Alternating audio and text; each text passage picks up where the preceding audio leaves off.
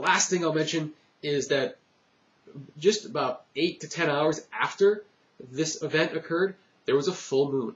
Okay, full moons are indicative of culmination. Usually, it's like getting the results of something at some point. And this full moon occurred in his 5th house. His 5th house of authentic expression and creativity.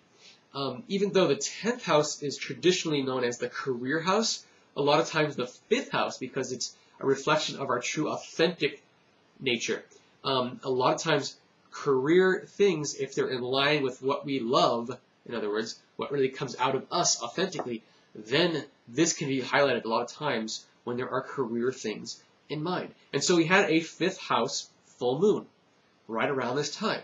And so that would suggest to us that there was an outpouring or a result of what he truly was looking to do coming into his life at this moment.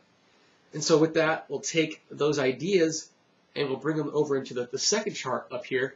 And that second chart, again, is October 26, 2007, 3 p.m. in Boston, Mass. This is the moment when he said, yes, I'm taking the job.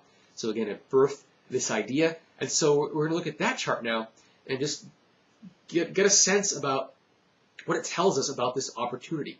Okay. The first thing that I want to talk about there is, again, if you look at the left-hand side, my right, the left-hand side, that bold line, that horizontal bold line, that is the horizon line, okay? And so that left side over here where the horizon line, where that number 1, the first house starts, that's considered the ascendant.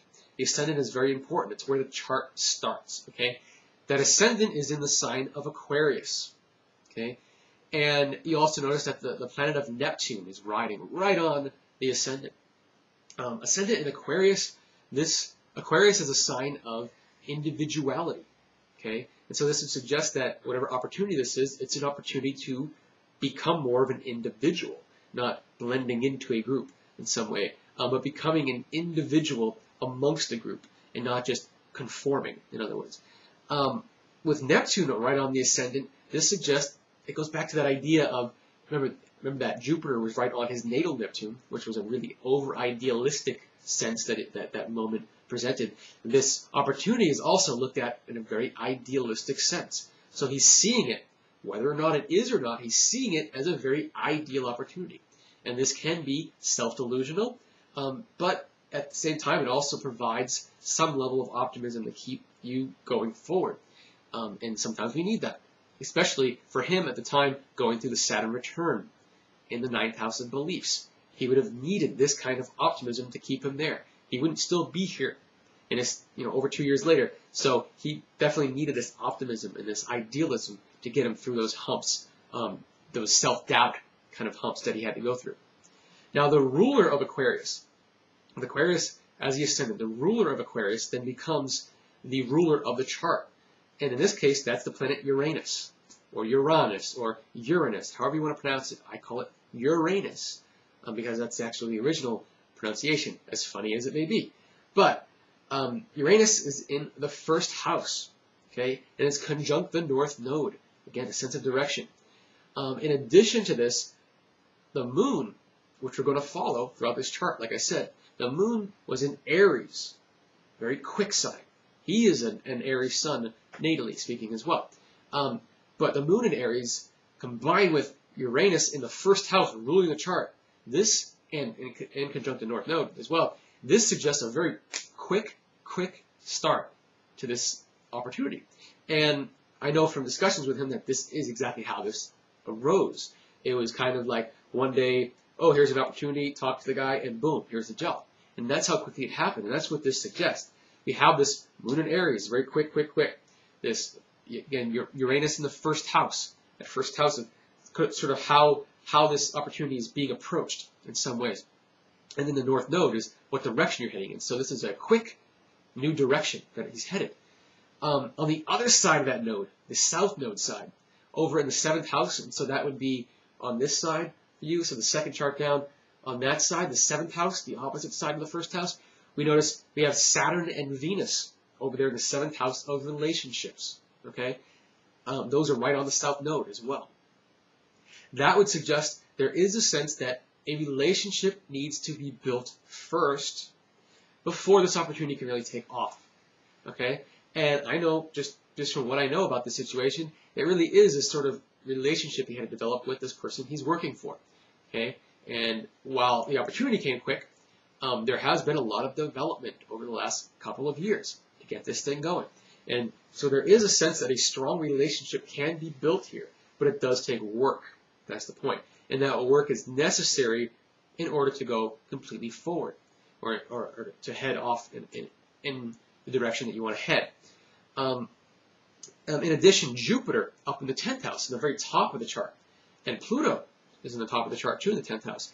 This suggests a lot of potential for a very ambitious kind of opportunity here. So there is a lot of power and ambition embedded in the general flow and destiny of this opportunity.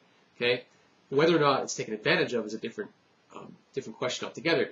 But there is a lot of potential here. It's like a lot of potential energy sitting there, and there's a lot of potential that can be derived from this if it's taken seriously and taken into account. And a big part of that is, again, creating the relationships first, creating clientele first. That's a big part of this. So not only the relationship with the person that he's working with, but the clients that he'll be working with. He may not get that sale right away, but developing clients, a client base first, is a perfect way to spread the word. And that's kind of what he'd had to do the last couple of years. And that's what this suggests, that while there is some potential here, it does take this building relationships first. As far as that full moon, like I said, that full moon that was present at the time, and where that's situated in this chart, you can see the sun is opposite the moon. The sun is up in the 8th house, up toward the top, and the moon is in the 2nd house. Okay, so if you follow the 1st house, was up over here, follow that down a little bit, the moon, and then directly opposite, up into the 8th house, is where the sun is. And so that's that sun opposite moon. That is that sense of, that's that full moon, basically, the sun in the opposite position. And those are in the money houses in some way, the resource houses, okay? That's my money and your money, the money I share with you as well as the money I earn. And so there is this sense that this relationship or this opportunity could turn into a money-making situation. There is potential for money here. But again, it does rely on the building first. There's things that need to be built up before that can be tapped into in a lot of ways. Okay, so that sets up the general picture of this opportunity, if we're just going to look at it as a snapshot.